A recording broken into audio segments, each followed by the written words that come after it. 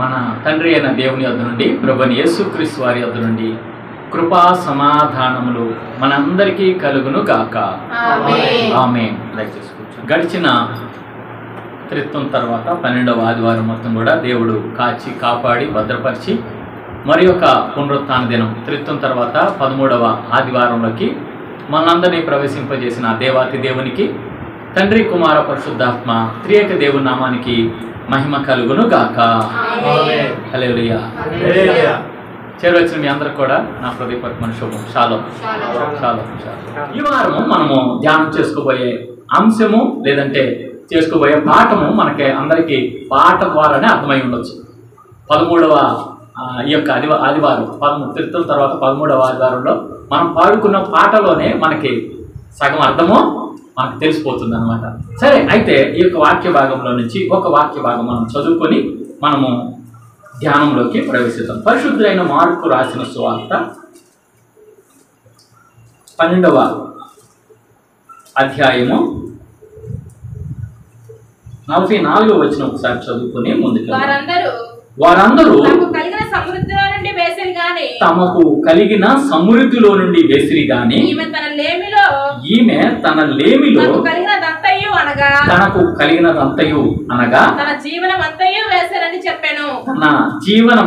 వేసనని చెప్పాను. మరి పరిశుద్ధుడా, ప్రేమ కలిగిన తండ్రి, జీవం కలిగిన దేవా, జీవాధిపతి, గడిచిన వారం మొత్తం కూడా నువ్వు కాచి కాపాడి భద్రపరిచి మాకు మరి యొక్క శుభ ఆదివారాన్ని మాకు అనుగ్రహించినందుకు వందనములు స్తోత్రం చెల్లించుకుంటూ ప్రభువా, ఇచ్చిన నీ వాక్య భాగాలను బట్టి వందనములు స్తోత్రములు అయ్యా. దేవా, నీవు ఇచ్చిన వాక్య భాగాలను మేము ధ్యానం చేసుకోబోతున్నాం తండ్రి. మాకందరికీ వినగలిగే చెవి, గ్రహించగలిగే ఆత్మ, లోబడే మనసు దయచేయమని వేడుకుంటున్నాం ప్రభువా. అలాగున్న తండ్రి, నీ దాసునైన నన్ను కూడా నీ సిలువు చాటును మరుగు చేసి ప్రభువా, నీ నోట నా మాటలు ఉంచి నా చేతి నీళ్ళు కప్పినా అని చెప్పి సెలవిచ్చిన దేవుడు అయ్యా. అలాగే నా నోట్లో నీ మాటలు ఉంచి ప్రభువా, నీ బిడ్డలకి ఏ మాటలు అయితే అవసరమో, ఏ వాక్యం అయితే అవసరమో, ఏ విధమైన ప్రోత్సాహమైన మాటలను అందించబోతున్నావు నీవే అందించమని, అలాగే యూట్యూబ్ ద్వారా ఎవరెవరైతే వింటున్నారో ప్రభువా, వారందరూ కూడా నువ్వు దర్శించమని వేడుకొస్తున్నావు ప్రభువా. నీ వాక్యము బలము గలదయ్యా, సజీవమైన రాయి లాంటిది ప్రభువా. నీ వాక్యం ద్వారా ప్రతి ఒక్కరిని సంధించి మాట్లాడమని వేడుకొంచు. నజరేయుడైన యేసు నామములో ప్రార్థించి వినయముగా వేడుకొంచున్నాము తండ్రి. ఆమేన్. దేవుని స్తోత్రం. మరొకసారి అందరికీ షాలోం.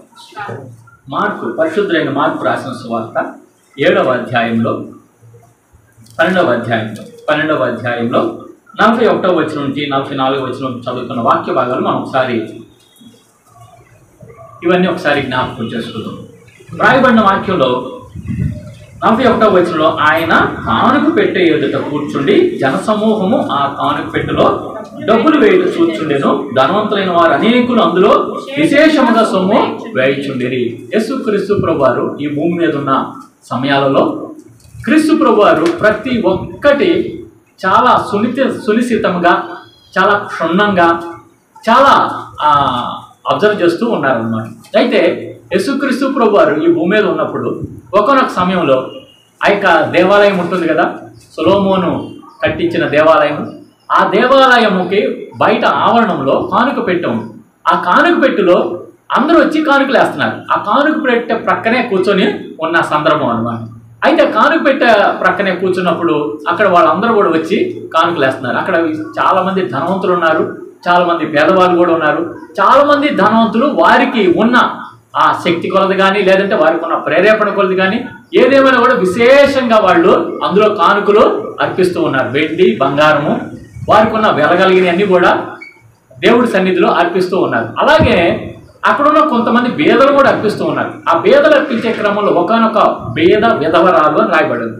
ఒక బేద విధవరాలు తనకున్న 2 కాసులను ఏం చేసిందంటే ఆ కానుక పెట్టెలో వేయటం యేసుక్రీస్తు ప్రభువారు గమనించి ఉన్నారు.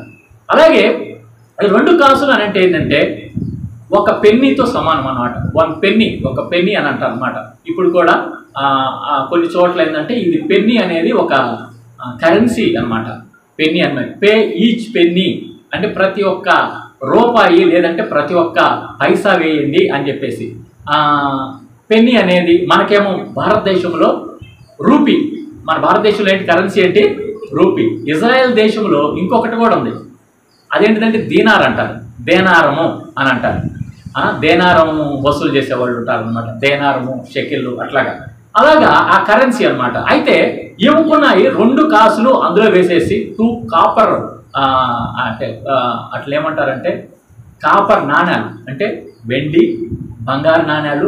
ఆ రోజుల్లో కరెన్సీ అంటే ఏంటంటే ఆ రోజుల్లో వెండి నాణ్యము, బంగారు నాణ్యాలు, కాపర్ నాణ్యాలు, వెండి నాణ్యాలు, రాగి నాణ్యాలు, కాపర్ నాణ్యాలు ఉండేవి అనమాట. ఏమో కాపర్ నాణ్యం వేసింది అనమాట. ఆ కాపర్ నాణ్యం 2 వేసింది. ఆ 2 కలిపితే ఒక పెన్నీతో సమానం. ఇది వేయటం యేసుక్రీస్తు ప్రభువారు గమనించారు. గమనించి అక్కడ ఒక స్టేట్మెంట్ ఇస్తున్నారు.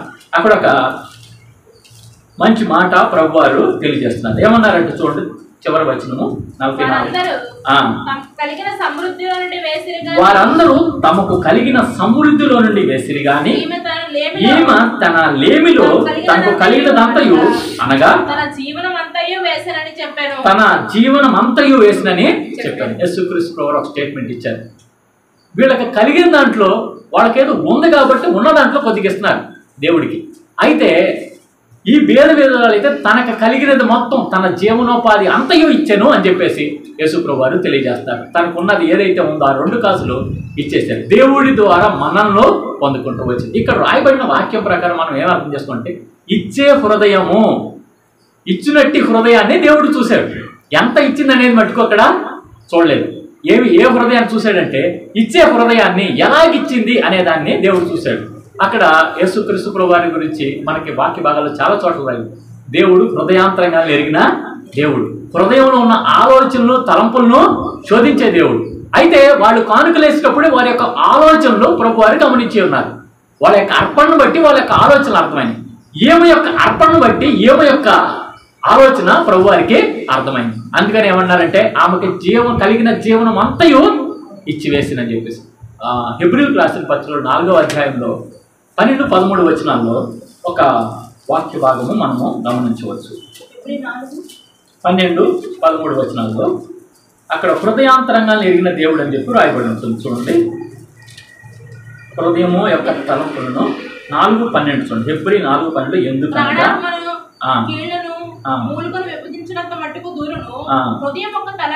హృదయం యొక్క తలంపులను ఆలోచనలను శోధించుచున్నది. దేవుని యొక్క హృదయము మన హృదయాన్ని శోధిస్తూ ఉంటుంది, చూస్తూ ఉంటుంది. దేవుడు స్పష్టంగా మన హృదయాంతరంగాన్ని చూస్తున్నాడు. అలాగే అందులోనే కొంచెం ముందుకెళ్తే మరియు ఆయన దృష్టికి కనబడని సృష్టము ఏమీ లేదు. మనం ఎవరికి లెక్క అప్పజెప్పవలసి ఉన్నదో ఆ దేవుని కన్నులకు సమస్తమును మరులేక దేవునికి కనిపించిందంటూ ఏది లేదు.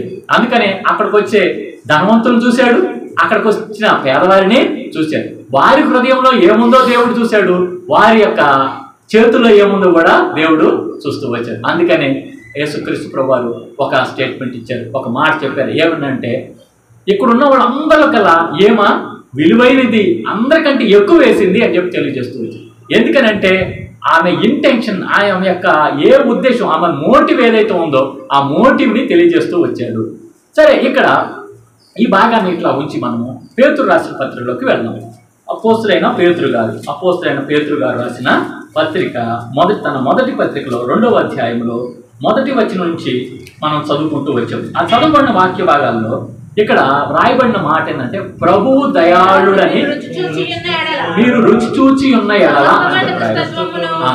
చాలా ఇక్కడ ఈ వాక్య భాగాలు మనం అర్థం చేసుకోవడానికి ప్రయత్నం చేద్దాం. ఉద్దేశం ఏంటి అని అంటే ఇక్కడ మనకు వాక్య భాగాలు 3 వాక్య భాగాలు చదువుకుంటూ వచ్చాము. త్రిత్వ కాలంలో ఉన్నాము. ఈ త్రిత్వం అంతటా కూడా మనం ఎలా ఉండాలని దేవుడు తెలియపరుస్తున్నాడు. మనం ఎలా ఉండాలని, అభివృద్ధి చెందే వారిగా ఉండాలని, ఆశీర్వదించబడే వారిగా ఉండాలని, ఫలభరితమైన జీవితం కలిగి ఉండే వారంగా ఉండాలని చెప్పి ప్రభు యొక్క ఉద్దేశం.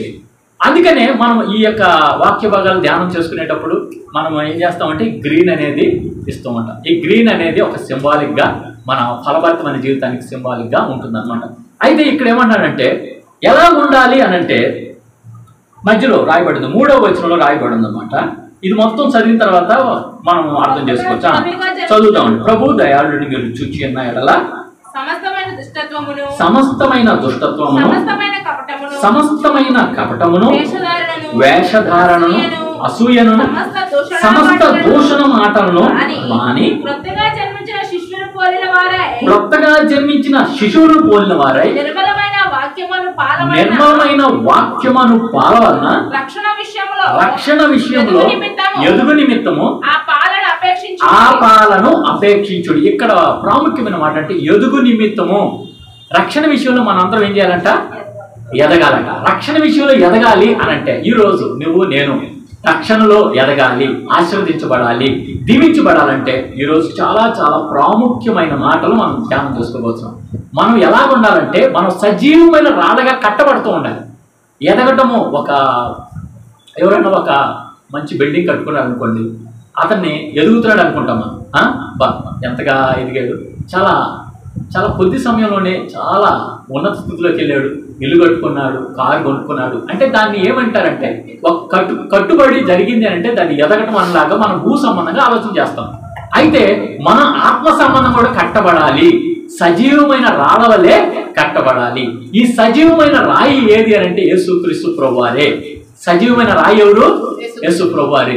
ఈ యేసు ప్రభువారి మాటల ద్వారా కట్టబడాలి. యేసు ప్రభువారు మాటల ద్వారా మనము ఆత్మ మందిరంగా కట్టబడాలని చెప్పి ఈ కాంటెక్స్ట్ లో మనం అర్థం చేసుకోవచ్చు. ఈ వాక్య భాగంలో ఆత్మ సంబంధమైన మందిరంగా కట్టబడాలి. కొంతమంది ఏం చేశారు? ఆ దేవుని మాటను తృణీకరించారు. ఏ రాయి అయితే తీసివేయబడిందో ఆ రాయి మూలకి తలరాయి అయింది. అయితే ఈ తలరాయి, ఈ మూలరాయిని లేకుండా వాళ్ళు కట్టిన వాళ్ళకి అది అడ్డుబండ అయింది. ఈ మూలరాయిని తీసుకొని స్థాపించిన వాళ్ళు ఎదుగుతూ వచ్చారు. వీళ్ళు ఎదుగుతూ ఏం చేస్తారంటే, ఎదిగిన వాళ్ళు ఏం చేస్తారంటే దేవుడిని స్తుతించే వారిగా ఉంటారు. ఒకటే ఆత్మీయ జీవితంలో ఎదుగుదల ఎక్కడ ఉండేదనంటే ప్రతి విషయంలో స్తుతిస్తాం, ప్రతి విషయంలో దేవుడిలో ఆనందిస్తాం. ఎప్పుడు కూడా క్రైస్తవ జీవితంలో నిట్టూర్పులు ఉండవు. నిట్టూర్పులు ఉండేది ఎవరికంటే ఎదగని వారికి నిట్టూర్పులు ఉంటాయి. దుఃఖంలో ఉంటే వాళ్ళు ఎదిగిన వాళ్ళు కానే కాదు. క్రైస్తవ జీవితంలో దుఃఖంలో ఉంటే ఎదిగిన వాళ్ళు కానే కాదు. ఎప్పుడు కూడా సంతోషంగా ఆనందంగా ఉంటారు. మన బైబిల్ గ్రంథం మొత్తం కూడా దేని నేర్పిస్తున్నానంటే నువ్వు ఎదుగుటము సంతోషంగా ఉండటాన్ని నేర్పిస్తుంది. సంతోషం. పౌలు గారు ఏమంటారంటే ప్రభువునందు ఆనందించుడి. వచనం ఎన్నో అధ్యాయం, ఎన్నో వచనం? ఫిలిప్పీ 4:4. ప్రభువునందు ఆనందించుడి, అలా చెప్పుదును ఆనందించుడి. ఎట్లా ఆనందిస్తాము? ఎలా ఆనందించాలంటే దేవుడి యొక్క గొప్పతనాన్ని మనం తెలుసుకుంటూ ఉంటే, ఎప్పుడు తెలుసుకుంటూ ఉంటే అప్పుడు మనం ఆనందించగలుగుతాం. అందుకనే దేవుడు అట మనల్ని అంధకారంలో నుంచి ఆశ్చర్యకరమైన వెలుగులోకి మనల్ని నడిపించిన వారి గుణాతిశయాలని ప్రచురపరచడానికి మనల్ని ఏర్పరచుకున్నాడట. Why God has chosen you. దేవుడు నిన్ను ఎందుకు ఏర్పాటు చేసుకున్నాడంటే, మనల్ని మనం మామూలుగా అనుకుంటే మనం చక్కగా చదువుకోవాలి. చిన్నప్పటి నుంచి మన దినచర్య ఎట్లా ఉండేదంటే బాగా చదువుకోవాలి, మంచి ఉద్యోగం సంపాదించాలి, మంచి వివాహము, మంచి స్త్రీని, మంచి అందం కలిగిన వారిని, మంచి ఉన్నత స్థితిలో ఉన్న వారిని వివాహం చేసుకోవాలి. తర్వాత మంచి బిడ్డల్ని కనాలి, బిడ్డల్ని బాగా చదివించాలి, మళ్ళీ వాళ్ళకి పెళ్ళిళ్ళు చేయాలి, మళ్ళీ వాళ్ళని ఉన్నత స్థితిలో. మన జీవితం ఇంకా చివరికి ఎట్లా ఉండేదనంటే ఉన్నత స్థితిలో, మంచి స్థితిలోనే మనము మన యొక్క జీవనం ముగించబడాలి అనేది భూ సంబంధంగానే ఉంటుంది. కానీ దేవుడు ఏమంటాడంటే నువ్వేం చేయాలనంటే నేను ఎందుకు ఏర్పాటు చేసుకున్నాను, నేను నిన్ను ఎందుకు పుట్టించానంటే ఆయన యొక్క గుణాతిశయాల్ని 2వ అధ్యాయంలో రాయబడింది. చూడండి 9వ వచనంలో, అయితే మీరు చీకటిలో నుండి ఆశ్చర్యకరమైన తన వెలుగులోనికి మిమ్మల్ని పిలిచిన వాని గుణాతిశయములను ప్రచురము చేయు నిమిత్తము ఏర్పరచబడిన వంశమును, రాజులైన యాజక సమూహమును, పరిశుద్ధ జనమును, దేవుని సొత్తైన ప్రజలై ఉన్నారు. దేవుడు మనకి కొన్ని స్వాస్థ్యం ఇచ్చాడు. మనం ఎవరంట? రాయల్ ప్రీస్ట్హుడ్ అట. మనము ఏమని రాయబడి తెలుగులో చూడండి, ఇక్కడ రాయబడి చూడండి, మనము రాజులైన యాజక సమూహము, రాయల్ ప్రీస్ట్హుడ్. మనం రాజులైన యాజక సమూహము, అలాగే పరిశుద్ధ జనం, హోలీ నేషన్, పరిశుద్ధ జనముగా, ఇంకా అలాగే ఏమన్నా దేవుడి సొత్తైన ప్రజలుగా, గాడ్స్ పొజిషన్, దేవుడి యొక్క స్వాస్థ్యంగా సొత్తైన ప్రజలుగా మనల్ని ఏర్పాటు చేసుకున్నాడు. మనం ఏం చేయాలట? మనం ఏం చేయాలి? దేవుడిని ఎప్పుడు ఏం చేయాలి? స్తుతిస్తూ ఉండాలి. దేవుని యొక్క గుణాతిశయాలు ఏం చేయాలట? ప్రచురపరచాలి. దేవుణ్ణి అనుభవిస్తూ, గుణాతిశయాలే ప్రచురపరచాలి. ఇలాగూ కట్టబడుతూ ఉండాలి. ఇలాగ ఏం చేయాలండి? కట్టుబడుతూ ఉండాలి. సజీవమైన రాయిగా అంటే క్రీస్తు యొక్క మాటల్ని మనం మాటల ద్వారా మనం ఆత్మీయంగా కట్టబడతాం. సరే, ఇప్పుడు అసలైన పాయింట్లోకి వస్తాం. మనము ఆత్మీయంగా ఎదగాలంటే, మనం ఆత్మీయంగా కట్టబడాలంటే ఏం చేయాలి అంటే ఇక్కడ రాయబడింది. మొదటి వచనంలోకి వెళ్ళిపోతాం. మళ్ళీ మొదటి వచనం, ప్రభు దయాళుడని చక్రవర్తి గారు చదవండి. రుచి చూచి ఉన్నాయి కదా సమస్తమైన దుష్టత్వమును సమస్తమైన కపటమును వేషధారణను అసూయను సమస్త దూషణ మాటలను మాని చాలండి. ఇక్కడ వరకు మాని ఏమేమి మానుకోవాలంట? మొదటగా మనం దేవుని బిడ్డలంగా ఏం మానుకోవాలని చెప్పి వాక్యంలో రాయబడి ఉంది. దుష్టత్వం మానుకోవాలట, కపటాన్ని మానుకోవాలట, వేషధారణ మానుకోవాలట, అసూయని మానుకోవాలట, సమస్త దూషణ మాటలనే మనం మానుకోవాలి. దేవుని బిడ్డలంగా నువ్వు మారాలి, మానుకోవాలి, విసర్జించాలి. ఏం విసర్జించాలి? కొంతమంది దేవుని నమ్ముకొని కూడా దూషిస్తూ ఉంటారు. ఫలానాడు ఇట్లాగా, ఫలానామే ఇలాగా దూషిస్తూ ఉంటారు. ఏమంటాడు? దూషణ మాటలో నువ్వు మానుకోవాలి. ఇంకా అలాగే కపటము, అసూయ. కపటము, అసూయ బైబిల్ గ్రంథంలో సామెతల్లో మాట్లాడింది. మత్సరము ఎముకలకు కుళ్ళు అని చెప్పేసి మత్సర పడతా ఉంటాం కొన్నిసార్లు. ఫలానోళ్ళు ఉన్నత స్థితిలోకి వెళ్తారంటే మనం మత్సర పడే వాళ్ళంగా, మనము హృదయంలో ఏమిటంటే అసూయ పడే వాళ్ళంగా ఉంటాం. అలాంటి దాన్ని దేవుడు ఇష్టపడుతున్నాడా? ఇంకొక వాక్యం కూడా ఉంది. పావురం వల్లే మీరు మనందరం అటు ఎలా ఉండాలంటే, పావురం వల్లే నిష్కపటంగా ఉండి పాము వల్లే వివేకంగా ఉండాలి. నిష్కపటంగా ఉండమన్నాడు. దానికి దేనికి సాదృశ్యం చూపిస్తున్నాడు? పావురం వల్లే నిష్కపటంగా ఉండాలి. ఇక్కడేమన్నాడు? పేతురు గారు ఏమన్నా అంటే కపటం మానేసేది, సమస్తమైన దుష్టత్వాన్ని మానేసేయాలి. కాబట్టి దేవుని బిడ్డలంగా మనం ఆత్మీయంగా ఎదగాలంటే మొదటగా మనలో ఉన్న మాలిన్యాన్ని తొలగించుకోవాలి. అవునా కాదా? మనము ఒక బిడ్డ ఎదగాలి అని అంటే ఆ శరీరంలో రోగాలు ఏమున్నా ఉంటే ఎదగలుగుతాడా? ఎదగలేదు. అలాగే ఇవన్నీ కూడా మన ఈ దుష్టత్వము, మాలిన్యము, లేదంటే కపటము, అసూయ, వేషధారణ ఉంటామండి. కొంతమంది ఏం చేస్తూ ఉంటారు? పైకి భక్తి కలిగి వారిలాగా ఉంటారు, లోపల దేవుని శక్తి లేని వారిగా ఉంటారు. అది వేషధారణ. పైకి చాలా పరిశుద్ధంగా కనిపిస్తూ ఉంటాము, కానీ లోపల అంతరంగం ఏముండేది? ఇందాక అందుకనే 4:12-11 ఎబ్రీ 4:12-13 దేవుడు ఏం చూస్తాడు? హృదయాంతరంగం చూస్తాడు. హృదయాంతరంగం చూస్తాడు. మన వేషధారణ మనకు దేవుడికి అర్థమైపోయిందా లేదా? కాబట్టి కొంతమంది ఏం చేస్తారంటే పైకి చాలా చాలా భక్తిగా నటిస్తూ ఉంటారు. ఆ నటించే భక్తిని దేవుడు ఏమాత్రం కూడా ఇష్టపడు. మోసపోకుడి దేవుడు వెక్కిరింపబడడు. దేవుడిని మనం వెక్కిరిద్దాం అనుకుంటే మనమే మోసపోతాం. కాబట్టి వేషధారణ విషయంలో యేసుప్రభువు వారు పరిశీలి శాస్త్రం చూసి ఏమన్నాడు? పరిశీలి శాస్త్రం చూసి వేషధారులారా మీరేం చేస్తున్నారు? మీరు సున్నం కొట్టిన సమాధుల్ని పోలిన వారే. వేషధారులారా మీరేం చేస్తున్నారు?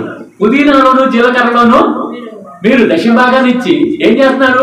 న్యాయాన్ని, కనికరాన్ని మీరు విడిచిపెట్టేస్తున్నారు. దానివల్ల ఏమవుతుంది?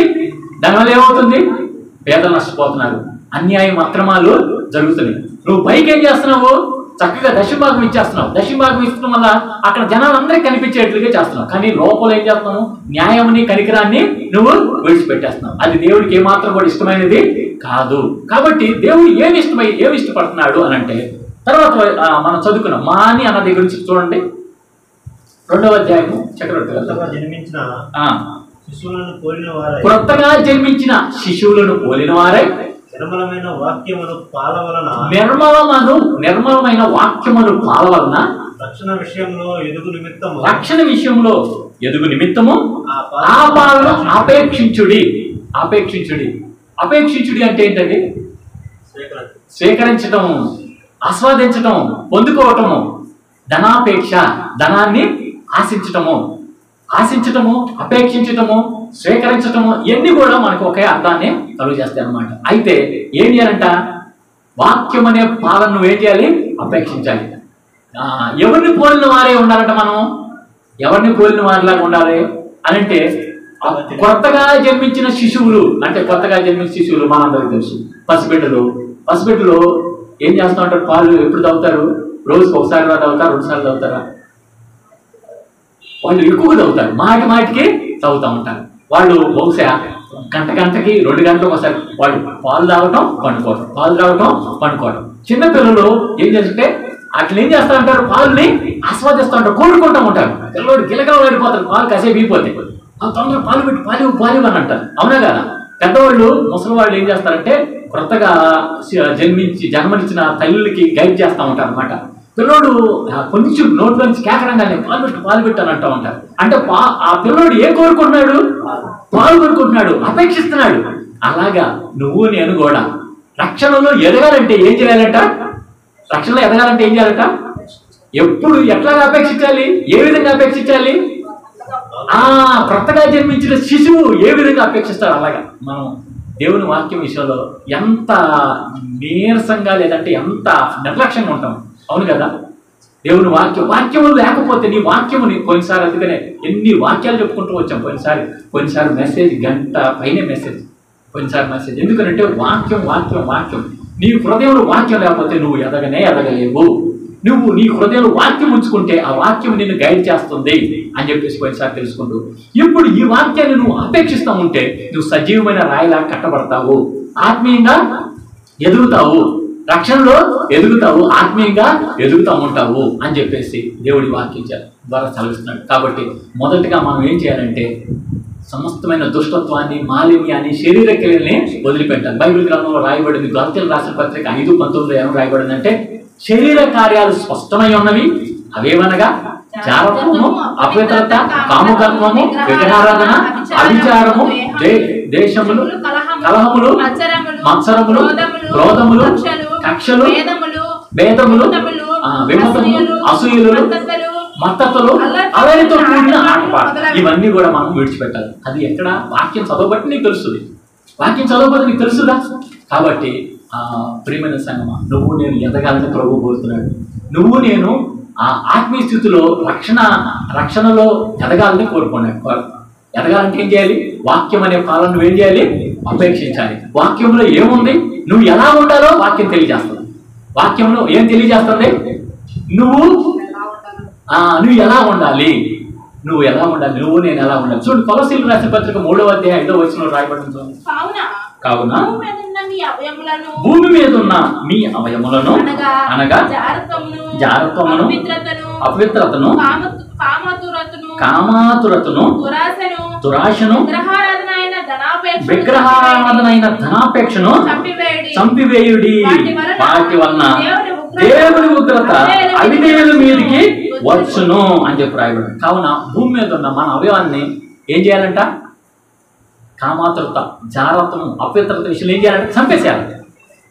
విగ్రహారాధన అయిన ధనాపేక్షను ఏం చేయాలంట? చంపేసేయాలి. కానీ మనం ఏది అపేక్షిస్తున్నామని అంటే విగ్రహారాధన అపేక్షిస్తున్నాము, శరీర కార్యాలను అపేక్షిస్తున్నాము, కానీ దేవుని వాక్యాన్ని అపేక్షిస్తున్నామా? దేవుని వాక్యాన్ని అపేక్షిస్తే నువ్వు రక్షణలో ఎదుగుతావు. కానీ భూ సంబంధమైన వాటిని అపేక్షిస్తే శరీరంగా ఎదుగుతావు, కానీ ఆత్మీయంగా దిగజారిపోతావు. సజీవమైన రాయిగా కట్టబడవు, క్షయమైన రాయిగా కట్టబడతావు. క్షయమైనది, అక్షయమైనది అంటే ఏంటి? అక్షయమైనది అంటే లేనిది, ఏమాత్రం కూడా ఇంపెరిషబుల్ అంటారు. అక్షయమైన రాయిగా మనం సజీవమైన రాయిగా కట్టబడాలి. మన దేవుడు సజీవుడు కాబట్టి ఆ సజీవమైన మాటలు మనం వింటూ ఉంటే సజీవంగా కట్టబడతా ఉంటాం. కానీ ఈ యొక్క లోకంలో లోకం మొత్తం కూడా ఏం చెబుతుందని అంటే శరీరాశ, నేత్రాశ, జీవడం, ఇవి విడిచిపెట్టం. మనం విడిచిపెట్టకపోతే ఎదుగుతామా? విడిచిపెట్టకపోతే ఏమాత్రం ఆత్మీయ స్థితిలో చూడండి, దేవుడి వాక్యము, దేవుడి సన్నిధి అంటే మనకి ప్రేమ కలిగిన వాళ్ళైతే ఇక్కడ ఎన్ని ఖాళీలు ఉంటాయా? దేవుడి వాక్యం ప్రేమ కలిగిన ఉంటాయి. వాక్యం మీద, దేవుని మీద శ్రద్ధ లేకపోతే, ప్రేమ లేకపోతే మనం ఏం చేస్తామంటే బ్రతుకుతున్నామే కానీ ఏ స్థితిలో ఉంటున్నామో సచ్చిన స్థితిలోనే ఉన్నాం. అందుకనే నిజంగా అనేకులు క్రైస్తవ్యంలో నిజమైన ఆనందం పొందలేకపోతారు. చాలా బాధ వేసింది. నువ్వు ఎవరినైతే విశ్వసించావో నీ దేవుడు అమూల్యమైన వాడు. ఇక్కడ రాయబడి చూడండి, పేతురు రాసిన పత్రికలో, అపోస్తలుడైన పేతురు గారు రాసిన పత్రికలో 2వ అధ్యాయంలోనే విశ్వసించిన వారికి అని చెప్పి రాయబడి చూడండి. విశ్వసించిన వారికి అయితే 7వ వచనం, విశ్వసించుచున్న మీకు అమూల్యమైన దేవుడు అండి నీ దేవుడు. Precious God, your God is a precious God. అమూల్యమైన దేవుడు, ఇన్ఫినిట్, అసలు విలువ లేదు, ఆ విలువ కట్టడానికి కూడా విలువ లేదు, అంత గొప్ప దేవుడు, అమూల్యమైన దేవుడు మన దేవుడు. అంత విలువైన దేవుడు నువ్వు విశ్వసిస్తే ఆ విలువైన దేవుడి యొక్క విలువ మొత్తం కూడా నీ దగ్గర ఉన్నట్టు, స్వాస్థ్యం ఉన్నట్టు. బైబిల్ గ్రంథంలో రాయబడింది, లేవీలకి నేనే స్వాస్థ్యం అని అన్నాడు. లేవీలకి ఎవరు స్వాస్థ్యం అట? నేనే స్వాస్థ్యం. క్రొత్త నిబంధనలో లేవీలు ఎవరు? క్రొత్త నిబంధనలు లేవీలు ఎవరు? మనమే. ఎస్, బాగా చెప్పారు, మనమే. We are the Levites in the New Testament era. కొత్త నిబంధనలు నువ్వు నేను లేవీలు యాజకులము. పాత నిబంధనలు అయితే ఒక గోత్రం వాళ్ళే లేవీలు యాజకులు. కానీ క్రొత్త నిబంధనలకు అయితే, అందుకనే నేను నిన్ను ఆశ్చర్యకరమైన వెలుగులో, అంధకారంలో నుంచి ఆశ్చర్యకరమైన వెలుగులోనికి మిమ్మల్ని పిలిచారు. పిలిచి ఏం చేయాలి? మీరు మిమ్మల్ని ఏ విధంగా చేసుకున్నా? నేను రాయల్ ప్రీస్ట్హుడ్ గా ఏం చేసుకున్నా? నేను మిమ్మల్ని యాజకులుగా నేను చేసుకున్నాను. యాజకులు అంటే ఎవరు? లేవీలే యాజకులు. లేవీలే యాజకులు అయ్యేదండి. మామూలు యాజకులుగా ఉండటానికి అర్హత లేనే లేదు. అయితే మనం ఏం అర్పించాలంటే ఆత్మ సంబంధమైన బలు అర్పించడానికి వెళ్ళిపోతున్నాం. కాబట్టి నువ్వు విశ్వసిస్తే నీకు అమూల్యమైన దేవుడు నీ వాడై ఉంటాడు. విశ్వసింపకపోతే ఏ రాయినైతే నువ్వు రిజెక్ట్ చేసావో ఆ రాయి నీకు ఏమైతే అడ్డు బండయో అడ్డు రాయి అవుతుంది అని చెప్పేసి. కాబట్టి ఈ రాయి అని అంటే దేవుడే. దేవుడే అంటే తన వాక్యమే. ఈ వాక్యాన్ని మనం ఏం చేయాలంట? అపేక్షించాలి. పాల వలె అపేక్షించాలి. పసిపిల్లవాడు పాలను ఎట్లా అపేక్షిస్తారో అట్లా అపేక్షిస్తా ఉంటే నువ్వు ప్రభువులో ఆనందించగలవు. నేను ప్రభువులో అభివృద్ధి చెందగలుగుతాం. సరే, ఇంకా దేవుడు జకర్యా, ప్రవక్త అయిన జకర్యా ద్వారా కొన్ని మాటలు తెలియజేస్తున్నాడు. చూడండి, పాత నిబంధనలో జకర్యా గ్రంథంలో 7వ అధ్యాయంలో ప్రవక్త అయిన జకర్యాకి ఒక దర్శనము వచ్చింది. ఆ దర్శనంలో ఈ జనులందరికీ నువ్వు ఈ మాట తెలియజేయాలన్నాడు. ఈ జనులందరికీ ఏ మాట తెలియజేయాలి? నేను చెప్పే మాట తెలియజేయాలి. 70 సంవత్సరాలు మన పెద్దలు ఎక్కడికి వెళ్ళారండి? చెరలోకి వెళ్ళిపోయారు. ఏ చెరలోకి వెళ్ళారు? బబులోను చెరలోకి వెళ్ళారు. ఈ చెరలో ఉన్నంత కాలము 5వ మాసమున 7వ మాసాన ఉపవాసం ఉంటూ వచ్చారు. ఈ ఉపవాసం ఉన్నది ఎవరి కోసం? నా కోసమో మీ కోసం ఉన్నారా? మీ స్వప్రయోజనానికే ఉపవాసం ఉన్నారు, నా కోసము కానే కాదు. అయితే మీరు ఎట్లా ఉంటున్నారు? మీ జీవనం ఏ విధంగా ఉంటుంది? ఎలాగ ఉండాలి? ఇదంతా చేసింది మొత్తం దేనికోసం చేశారు? మీ సొంత ప్రయోజనం కోసమే చేశారు. అయితే మీరు ఎలా ఉండాలి అని చెప్పారంటే ఇక్కడ అసలైన మాట 8వ వచనంలో రాయరు. మరియు యెహోవా వాక్కు నాకు జకర్యాకు ప్రత్యక్షమై సెలవిచ్చినదేమనగా, ఈలాగు ఆజ్ఞ ఇచ్చి ఏమని చెప్తారంటే, మనం చదువుకున్నాం, సత్యమును అనుసరించి నడుచుకోవాలి. ఇందాక పేతురు గారు, భక్తులైన పేతురు ద్వారా మాలిన్యం ఏదైతే చెడుతనం ఉందో, దుష్టత్వం ఉందో, కపటం ఉందో, మత్సరం ఉందో ఇది విడిచిపెట్టేశాను. ఇది విడిచిపెట్టేసి వాక్యం అనే పాల వలన వాక్యం అనే పాలను అపేక్షించాలని చెప్పాను. ఇక్కడ ప్రవక్త అయిన జకర్యా ద్వారా కూడా ఏమంటానంటే నువ్వు ఎలా ఉండాలి, అక్కడ ఏది విడిచిపెట్టాలి, ఇక్కడేమో నువ్వు కట్టబడాలంటే నువ్వు ఎలా ఉండాలి? ఏమంటే సత్యమును అనుసరించి నడుచుకోవాలి. సత్యమును అనుసరించి తీర్పు తీర్చుడి. ఒకరి అందరూ ఒకరు కరుణావాత్సల్యములు గలవారై ఉండాలి. ఇప్పుడు ఒక్క క్షణం ఆగి, మనకి పేతురు రాసిన పత్రికల్లో 2వ అధ్యాయం 1వ వచనంలో ఏమని రాయబడింది? ప్రభు దయాళుడని. మన దేవుడు ఏమై ఉన్నాడు? మన దేవుడు ఏమై ఉన్నాడంటే దయాళుడై ఉన్నాడు. దయాళుడని నువ్వు రుచి చూస్తే నువ్వు ఎట్లా ఉండాలి? నువ్వు కూడా సత్యాన్ని అనుసరించి న్యాయం తీర్చాలి. అలాగే నువ్వు కూడా ఒకరి యందు ఒకరు ఏ విధంగా ఉండాలట? కరుణావాత్సల్యం. మన దేవుడు దయా దాక్షిణ్యం కలిగిన దేవుడు కాబట్టి నువ్వు నేను ఒకరి యందు ఒకరు ఎట్లా ఉండాలంట? కరుణావాత్సల్యత కలిగి ఉండాలి. ఇంకా విధవరాండ్రను, తండ్రి లేని వారిని, పరదేశులను, దరిద్రులను బాధ పెట్టకుడి. నీ హృదయమందు నీ సహోదరులు ఎవరికి కీడు చేయ తలచకుడి అన్నాడు. ఇక్కడ మొత్తం పాయింట్లు చూస్తే 7 పాయింట్లు ఉంటాయి. 7 విధాలుగా మనం 7 విషయాలు మనం చేయాలట. సత్యమును అనుసరించి న్యాయం తీర్చే వారంగా ఉండాలని. ఇంకా అలాగే చూడండి, 2 కరుణావాత్సల్యంలో కనపరిచే వారంగా ఉండాలి. 3వది విధవరాండ్రను, తండ్రి లేని వారిని, పరదేశులను, దరిద్రులను బాధ పెట్టకూడదు. అలాగే మీ హృదయం ముందు సహోదరులు ఎవరికి కీడు చేయకూడదు. చూస్తే 7 పాయింట్లు ఉంటాయి అన్నమాట. అయితే మనం విడిచిపెట్టాల్సిన 5 ఉంటాయి. ఇక్కడ పేతురు రాసిన పత్రికలో ఇక్కడ చూస్తేనేమో 7 విధాలుగా మనం ఉండాలి. ఈ విధంగా ఉండాలంటే మనం ఏం చేయాలంటే మనం గుప్పులు విప్పాలి అని చెప్పారు. ఇప్పుడు విధవరాలు ఏం చేసిందండి? తనకున్న దాంట్లో గుర్తులు. ఈ రోజు ఉన్న ఆ యొక్క అంశం కూడా అదే అన్నమాట. మనము ఇష్టం ద్వారానే ఇలాంటివి చేయగలుగుతాము, ఇష్టం ద్వారానే కొన్ని ఇలాంటివి చేయగలుగుతాము అనేదాన్ని మనం అర్థం చేసుకోవచ్చు. బైబిల్ గ్రంథంలో బైబిల్ మొత్తం ఏం చెప్తుందనంటే దేవుని యొక్క ఆజ్ఞలను మనము పాటించాలి, దేవుని యొక్క ఆజ్ఞలను పాటించాలి. ఆజ్ఞల్లో భాగంగా ఏం చేయాలంటే దేవుడికి ఇస్తే మనము ఒక పాట ఉంది, ఇయ్యండి మీకు ఇయ్యబడును సంతోషంతో ఇచ్చేది వారిని అనే ఒక పాట ఉంది. అందులో ఒక చరణం ఉండింది అనమాట. సంతోషముతో ఇచ్చేది వారిని ఎంతో దేవుడు ప్రేమించు, సంతోషముతో ఇచ్చేది వారిని ఎంతో దేవుడు ప్రేమించు. దేవుడికి ఇవ్వాలి. దేవుడి యొక్క పరిచర్య చేయడానికి ఇవన్నీ చేయాలంటే నువ్వు దేవుడికి కానీ లేకపోతే మనుషులకు కానీ ఇవ్వాలి. కరుణా వాత్సల్యాలు చూపించాలంటే మనం డబ్బు లేకపోతే లేదంటే మనం ఏదైనా ఇవ్వకపోతే చేయగలుగుతామా? ఇప్పుడు బైబిల్ గ్రంథంలో ఒక మాట ఉందండి. యేసు ప్రభు పత్రికలో రాశాడు, నీ సహోదరుడు ఎవరైనా చలికి బాధపడుతున్నా అనుకోండి, అయ్యా చలి కాసుకో దుప్పటి కప్పుకో అని అంటావా, లేకపోతే దుప్పటి తెచ్చివ్వాలా? తెచ్చివ్వాలంటే ఏమైంది? నీకు ఖర్చు అయిద్దా లేదా? It's all about expenditure. ఇది మొత్తం కూడా ఖర్చుతో కూడింది. మన ప్రభు దయాళుడు. మన ప్రభు ఏమిచ్చాడు? మనకి ప్రాణం ఇచ్చాడు. మన ప్రభు ఏమిచ్చాడు? మనకి ప్రాణం ఇచ్చాడు. మనల్ని ఏమిమంటున్నాడు? పరిచర్యకి గుప్పులిప్పమంటున్నాడు. ఆ యొక్క భేద విధురాలు ఏం చేసింది? తనకున్న అవన్నీ మందిరానికే ఇచ్చింది. అవన్నీ కూడా మరి ఇచ్చేటప్పుడు ఏం చేసింది? తనకున్న జీవనం మొత్తం కూడా ఇచ్చింది. ఆ అర్పణని ప్రభు మెచ్చుకుంటా ఉన్నాడు. అట్లా ఇవ్వటం వల్ల ఏం జరిగిందనంటే సంఘం ద్వారా కొన్ని సంఘ సమాజంలో కొన్ని మేలుకరమైన కార్యక్రమాలు జరగడానికి ఇలా చేయమంటాడు. చూడండి, యాకోబు రాసిన పత్రిక 1వ అధ్యాయము 27వ వచనం చూస్తే,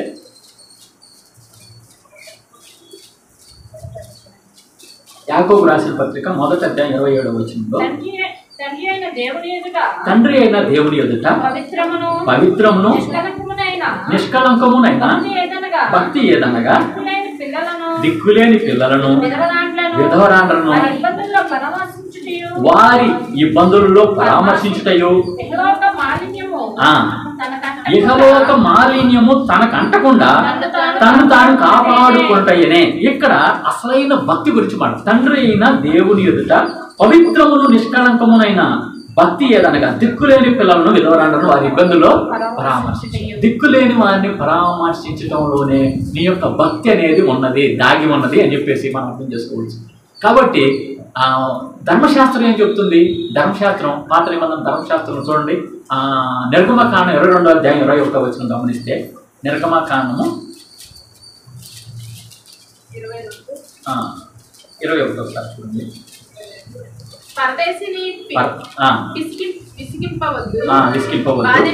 బాధింపవద్దు. మీరు ఐగుప్తు దేశంలో పరదేశులై ఉండిరి కదా. ఐగుప్తు దేశంలో పరదేశులై ఉండిరి కదా. విధవరాలనైనను దిక్కులేని పిల్లలనైనా బాధ పెట్టకూడదు. వారిని చేత ఏ విధంగానైనా బాధనుంది నాకు మొరపెట్టిన ఎడల, వారు నీ చేత ఏ విధంగానైనా బాధనుంది నాకు మొరపెట్టిన ఎడల నిత్యముగా వారి మరణం. ఇక్కడ చాలండి, నా కోపాగ్ని రగులుకున్నాను చెప్పి ఇక్కడ మనం ముఖ్యంగా గమనించాలి. ముందు ఇవ్వటం కంటే కూడా మొదలేమంటాడంటే పరదేశులైన వారిని, విధవరాండ్రైన వారిని, దిక్కులేని వారిని నువ్వు బాధ పెట్టకూడదు అని చెప్తున్నాడు. ఎందుకంటే ఒకప్పుడు నువ్వు దిక్కులేని వాడివి. ఎక్కడ దిక్కులేని వాడివి? ఐగుప్తు దేశంలో. నీకు పరదేశం కదా. నువ్వు పరదేశంగా దిక్కులేని వాడికి ఉన్నప్పుడు నేను నిన్ను సంరక్షిస్తూ వచ్చాను. కాబట్టి నువ్వు దిక్కులేని వాడు ఎట్లా ఉంటాడనేది నీకు తెలుసు. కాబట్టి నువ్వు దిక్కులేని వాడిని పరదేశంలో ఏం చేయాలి? పరామర్శించాలి, సంరక్షించే వారిగా ఉండాలి. విధవరాలని ఉంటారు, పేదోళ్ళు ఉంటారు, వాళ్ళని సంరక్షించాలి. అలాగే ఇంకా ఆర్ఫన్స్ ఉంటారు అనమాట, తల్లిదండ్రులు లేని అంటారు, వాళ్ళని ఏం చేయాలి? నువ్వు పరామర్శించాలి, వాళ్ళని బాధ పెట్టకూడదు అని చెప్పి రాయబడి. మన సమాజంలో నేను కొంతమందిని చూస్తూ ఉంటాను అనమాట. వేరే స్టేట్స్ నుంచి ఇక్కడికి వస్తారు. వేరే స్టేట్స్ నుంచి, రాజస్థాన్ ప్రాంతం నుంచి, ఒరిస్సా నుంచి, బీహార్ నుంచి మన దగ్గరికి వస్తూ ఉంటారు. మన వాళ్ళు ఏం చేస్తారంటే వాళ్ళకి భాష సరిగ్గా రాదని కొంతమంది మోసం చేసేవారు ఉన్నారు. మోసం చేస్తారా లేదా? కొంతమంది వాళ్ళకి ఆ భాష సరిగ్గా రాదని చెప్పేసి మోసం చేస్తూ ఉంటారు. 10 రూపాయలు అయితే 15 రూపాయలు చెప్పడం అట్లా మోసం చేసేవాళ్ళుగా ఉంటారు. అతను ఎవరు మన దృష్టిలో పరదేశ కాదా? పరదేశి. కానీ దేవుని బిడ్డగా నువ్వు నేను ఆత్మీయంగా సజీవమైన రాయిగా కట్టబడాలంటే, సజీవమైన మందిరంగా కట్టబడాలంటే ఏం చేయాలి? ఇలాంటివన్నీ కూడా నువ్వు చేయాలి. విడిచిపెట్టాలి, చేయవలసినవి నువ్వు చేయాలి. అసలు ఏమాత్రం కూడా దేవుని బిడ్డలైన వాళ్ళు పరదేశులు కానీ విధవరాలు కానీ ఎవరైనా చూసే వాళ్ళ విషయంలో మనం చాలా చాలా ఏ విధంగా ఉండాలి? కన్సర్న్ కలిగి ఉండాలి, కనికరం కలిగి ఉండాలి, వారి విషయంలో ఒక బాధ్యత కలిగి ఉండేవారుగా ఉండాలి. చాలా మంది ఏం చేస్తారంటే విధవరాలు వస్తుంటే ఎదురొస్తుంటే ఏం చేస్తారు? దేవుడు ఇక్కడ ఏమన్నాడు? విధవరాలు నువ్వు బాధపడ్డాను. ఆ విధవరాలు ఎంత బాధపడింది చెప్పండి? విధవరాలు బాధపడిద్దా లేదా? దిక్కులేని వాళ్ళు ఎవరున్నా ఆ చింపురు చుట్టుతో ఎవరన్నా వచ్చారనుకోండి, వాళ్ళని చూడగానే అబ్బా వీడు ఎదురొచ్చాడా, ఈ దరిద్రుడు ఎదురొచ్చాడా అని చెప్పి అంటాడు. దేవుడు ఇక్కడ ఏమన్నాడు? నువ్వు దరిద్రుని బాధ పెట్టద్దు అని అన్నాడు. వాడు బాధపడతాడా లేదా? ఆ బాధపడతాడు కాబట్టి వాడి బాధపడి వాడి కానీ మొరపెడితే ఎట్లా ఉంటుందంట? దేవుని యొక్క ఉగ్రత, దేవుని యొక్క కోపం నీ మీదకి దిగి వచ్చింది. కోపాగ్ని ఊరుకొని నా మీ భార్యలు విధవరాలు రగుదురు, మీ పిల్లలు దిక్కులేని వారు అగుదురు. తలుచుకుంటేనే భయంగా ఉంది కదా, తలుచుకుంటేనే భయంగా ఉంది కదా. ఏమండి చక్రవర్తి గారు ఏమన్నాడు అక్కడ? చూడు, చాలా భయంకరంగా మాట్లాడు. నా కోపాగ్ని రగులు కొను, మీ భార్యలు విధవరాలు అవుతారు, నువ్వు చచ్చిపోతావు. నువ్వు చేస్తే ఏం చేస్తావు? నువ్వు చచ్చిపోతావు అయ్యా నువ్వు. అంతేకాకుండా నీ పిల్లలు దిక్కులేని వాళ్ళు అవుతారు అని అంటే ఏంటి? టోటల్గా మనకే అసలు వచ్చేసింది. ఎంత డేంజర్ చూడండి. విధవరాలు ఎదురిస్తే మనం ఎప్పుడు కూడా అది బ్లెస్సింగ్గా భావిద్దామని. ఎందుకంటే ఆ విధవరాలు చూడండి, అక్కడ ఆమె కానీ మొరపెడితే 22వ వచనంలో చూడండి, విధవరాలైనను దిక్కులేని పిల్లలైన బాధ పెట్టబడు, వారు నీ చేత ఏ విధంగానైనా బాధ నుండి నాకు మొరపెట్టినట్లా నేను నిశ్చయంగా వారి మరణం. చూడండి, ఇది చాలా భయంకరమైన మొర పెట్టడం. మిగతా వాడు మొర వింటాడు కానీ విధవరాలు మొరపెట్టుకు పెట్టాడు. నన్ను ఒక్కొక్కసారి బయటికి వెళ్ళిపోయేటప్పుడు రెడీ అయ్యి ఇటీవాడు వెళ్ళిపోతూ ఉంటాను. ఎదురు బట్టలు ఉతకడానికి విధవరాలు వెళ్తూ ఉంటారు. ఎట్లా ఎదురంటే వెంటనే అటు సైడ్ తిరిగిపోయి ఉండి అటు సైడ్ తిరిగితే నువ్వు రా అంటాను. పర్లేదు రా అని అంటాను. ఆమె వాళ్ళ భయంతో గమపడినా అంటే ఏముంది? సమాజం అట్లా చేసింది, సమాజం అట్లా చేసింది. కానీ నువ్వు రా ఎదురురా వెళ్ళమంటాను. ఎందుకంటే విధవరాల పక్షాన్ని వ్యాజ్యమాడే దేవుడు మన దేవుడు. ఆ ముందరంటే ఆ పక్కన ఎవరు ఉంటున్నారు? దేవుడు ఉంటాడు. అంటే ఎవరు వస్తున్నారు మన ఎదురు? ఎవరు వస్తున్నారు? దేవుడే వస్తున్నారు. కాబట్టి విధవరాల విషయంలో చాలా చాలా careful. We should be very careful of the widows. చాలా జాగ్రత్తగా ఉంది. అందుకనే కొంతమంది క్రైస్తవ సంస్థల ఏం చేస్తారంటే విధవరాలను సపరేట్గా పోషిస్తూ ఉంటారు, దిక్కులేని వారిని సపరేట్గా పోషిస్తూ ఉంటారు. వాళ్ళ దగ్గర నుంచి ఏంది కానుకలు, బయట నుంచి కానుకలు సేకరించి ఏం చేస్తారు? వాళ్ళని ఆర్ఫనైజ్ పెడతారు, విడో హోమ్ పెడతా ఉంటారు. విడో హోమ్ పెట్టేసి ఏం చేస్తూ ఉంటారు? పోషిస్తా. దీనికి కారణం ఏంటి? దేవుని వాక్యము, ధర్మశాస్త్రంలో ఇలాగ చెప్పబడింది. కాబట్టి మనం ఈ విషయంలో చాలా చాలా కేర్ఫుల్. దీనివల్ల ఏం చేయాలి? మనం ఆత్మీయంగా ఎదుగుతాం. ఇదో రోజుల్లో విధవరాలను చూస్తే ఏం చేసేవారు? విధవరాలని భర్తతో పాటు చంపేసేవాడు. భర్తతో పాటు ఇదో రోజుల్లో ఉండే భయంకరమైన దురాచారం ఏంటంటే సతీ సహగమనము. సతీ అంటే ఏంటి? పత్నితో పాటు భర్తతో పాటు ఏం చేస్తారు? భార్యను కూడా చంపేస్తారు. సతీ సహగమనం చాలా భయంకరమైన అదనమాట. అది మిషనరీస్ దొరగారు వచ్చి దాన్ని కూడా తొలగించేస్తూ వచ్చారనమాట. కాబట్టి మనం దేవుని బిడ్డలుగా చాలా చాలా కేర్ఫుల్గా ఉండాలి. ఇంకొక విషయం కూడా చూద్దాం. 23వ అధ్యాయం 11వ వచనం చూస్తే, నిర్గమకాండం 23:11, 7వ సంవత్సరమున దానిని విడువలను, అప్పుడు నీ ప్రజల్లోని పేదలు తిరిగిన తర్వాత మిగిలినది అడవి మృగములు తినవచ్చును.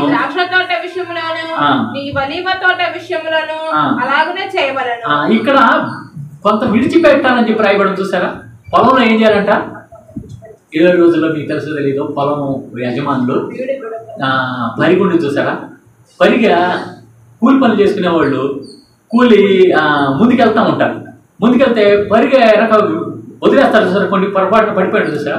వాటి కోసం కొంతమంది యజమానులు వెళ్ళి తీసుకురండి అని అంటారు, కానీ తీసుకురావద్దు అని అంటాడు. దేవుడు ఇక్కడ చెప్తున్నాడు ఏమంటే పేదల విషయంలో దేవుడు చాలా శ్రద్ధ కలిగి ఉన్నాడు. అవి ఎవరి కోసం అంటే అవి ఇక్కడ చూడండి, ఇక్కడ రాయబడి చూడండి, నీ ప్రజల్లోని పేదలు తినిన తర్వాత అని చెప్పాడు. అంటే 7వ సంవత్సరంలో బీడు విడవలను, 7వ సంవత్సరంలో వదిలిపెడితే ఆ వదిలిపెట్టిన దాంట్లో ఉంచి వచ్చే పంటను ఎవరు తింటారంట? పేదలు తింటారు. బేదలు తిన్న తర్వాత అడవి పందులు అవి అడవికి సంబంధించినవి ఏమంటారు, అడవి మృగాలు అవి తింటాడు. అంటే బేదల విషయంలో ఎంత శ్రద్ధ కలిగి ఉన్నాడు దేవుడు. మనం కూడా శ్రద్ధ కలిగి ఉండాలి, దేవుడు కూడా శ్రద్ధ కలిగి. మన దేవుడు దయాదాక్షిణ కలిగిన దేవుడు. ఇంకొక వచనం కూడా చూద్దామండి. అలాగే లేవి కాండంలో 23-22 వచనం. లేవి కాండం 23-22. అయితే మీరు మీ పంట చేనును కోయినప్పుడు మీ పొలం యొక్క ఓరను పూర్తిగా కోయకూడదు. మీ కోతలో రాలిన పరిగను ఏరుకొనకూడదు. బేదలకును పరదేశులకును వాటిని విడిచిపెట్టవలను. నేను మీ దేవుడైనా. చూడండి ఎంత చక్కగా చెప్తున్నాడు దేవుడు. ఏమన్నాడంటే నువ్వు పరిగి విడిచిపెట్టమంటాడు. ఏం చేయమంటాడు? పరిగి విడిచి. నేను ఒకసారి చూశాను, ఒక చిన్నప్పుడు నేను కూడా పనికి వెళ్తా ఉండేవాడిని. పనికి వెళ్ళిన సందర్భాలు ఉన్నాయి. ఆ పనికి వెళ్ళినప్పుడు కోతకు కానీ లేకపోతే మినపకాయకి కానీ అప్పట్లో మినప బాగా వేసేవాడు. మొక్కజొన్న చాలా తక్కువ అనమాట నా చిన్నతనంలో. అయితే మినుము కోతకు వచ్చేటప్పుడు ఏమిటంటే కొన్ని పొరపాటున మర్చిపోయి వదిలేస్తూ ఉంటారు. కొంతమంది ఓనర్లు ఏం చేస్తారంటే, నేను 2 రకాల ఓనర్లను చూశాను యజమాని. కొంతమంది ఓనర్లు ఏం చేస్తారంటే వెనక్కి వెళ్ళి మళ్ళీ అవన్నీ కూడా పరిగిని కూడా తీసుకురాని అంటారు. ఒక అతన్ని, ఆ మునువులు ఉండే ఒక అతన్ని వెనక్కి వెళ్ళి ఏదైతే వదిలిపెట్టావు అవన్నీ తీసుకురాని అంటారు. ఒక్కొక్కరు ఓనర్ ఏమో ఎలా వదిలేసాయని చెప్పేస్తాను అన్నారు. వెనకే వదిలేసానండి. పరిగి ఎవరి కోసం అంట? మీకు తెలుసో తెలీదో, ఇదివరకు రోజుల్లో అచ్చంగా పరిగితో విధవరాలు కానీ కొంతమంది పేదలు బతికేవాడు ఉన్నారు. అచ్చంగా పరిగితోనే కొంతమంది అయితే దాదాపు ఒక 20-30 మానికలు మినువులు సంపాదించుకున్నవాడు ఉన్నారు. అంటే ఎవరి కోసం దేవుడు శ్రద్ధ కలిగి ఉన్నాడు మన దేవుడు? బేదల విషయంలో. అందుకని నువ్వు ఏం చేయాలి, నేను ఏం చేయాలి? పరిగెడ వదిలిపెట్టేసేయి. కొంతమంది ఉన్నారు, కొంతమందిని గురించి సామెతలు ఉన్నాయి మనం ఈ లోకంలో. ఎంగిలి చేతితో కూడా వారు కాకుని అంటే చూడండి, ఆ ఎంగిలి ఆ మెతుకులు కూడా తింటాయేమో అవి అని చెప్పేసి ఆ చేత్తో కాదు ఈ చేత్తో. అది ఎట్లా ఉంది? దేవుడు చెప్పే విధానం ఎట్లా ఉంది? దేవుడు ఏమన్నానంటే నువ్వు పొలంలో కోతకు వచ్చేటప్పుడు ఏం చేస్తావు? పరిగిని వదిలేసే. బేదలు కానీ విధవరాలు కానీ ఉంటారు, అది వాళ్ళకే ఉపయోగపడుతుంది. నేను వాళ్ళ విషయంలో నేను శ్రద్ధ కలిగి ఉన్నాను అని చెప్పి వాళ్ళని ఏమి అనొద్దు. ప్లస్ వాళ్ళకి ఇవ్వాల్సిన భాగాన్ని కూడా నువ్వు పొరపాటు వదిలేసింది. అది కూడా పొరపాటున వదిలేసింది, ఏదో వాళ్ళ కోసమని వదిలేసింది కాదు. అది పొరపాటు వదిలేసిందని చూడుకోబాకు. నేను అట్నేం చేస్తాను, అది వాళ్ళకని కేటాయించానని చెప్పాను. ఇంకొక వచనం కూడా చూద్దామండి. అలాగే ద్వితీయోపదేశకాండం 10-18 వచనం గమనిస్తే, ద్వితీయోపదేశకాండం 10-18. ఆయన తల్లిదండ్రులు లేని వారికి విధవరాలికి న్యాయం తీర్చి పరదేశియందు దయ ఉంచి అన్న వస్త్రములను మన దేవుడు పరదేశులకి విధవరాలకి దిక్కులేని వారికి అన్న వస్త్రాలని అనుగ్రహించేవాడు. కాబట్టి నువ్వు నేను కూడా ఎలా ఉండాలంట? ఇలాంటి మనసు కలిగి ఉండాలి. మన దేవుడు దయాదాక్షిణ కలిగిన వాడు కాబట్టి మనం కూడా ఏ విధంగా ఉండాలి? మనం కూడా ఇలాంటి మంచి గుణాలు మనము కలిగి ఉండాలి. అప్పుడు ఆత్మ సంబంధమైన వాడిగా, ఆత్మ సంబంధమైన మందిరంగా నువ్వు కట్టబడతా ఉంటావు. దీనివల్ల కొంత ఖర్చు అవుతుంది. దీనివల్ల ఏమవుతుందండి? కొంత ఖర్చు అవుతుంది, భరించాలి. ఈ ఖర్చు మరి అది నష్టంలా భావించొద్దు. నువ్వు నష్టంలా భావించొద్దు. ఏదైతే వదిలేసేసావో దాన్ని నష్టంలా భావించొద్దు. ఇంకా యేసు ప్రభు వారి కొత్త నియమం చెప్పు, నీకు రెండు ఉంటే ఒకటి అడిగితే ఏం చేయాలి? నువ్వు ఇచ్చేసేయాలి అన్నాడు. నిజంగా దేవుడు యేసు ప్రభు వారు ఎంత ఔదార్యం కలిగిన దేవుడు. బైబిల్ గ్రంథంలో రాయబడి ఉంది, ఔదార్యం గల వారు పుష్టి నొందుదురు అని చెప్పి రాయబడి. ఔదార్యం కలిగిన వారు పుష్టి నొందుదురు. సామెతల గ్రంథం 11వ అధ్యాయం రాయబడి చూడండి. సామెతల గ్రంథం 11వ అధ్యాయము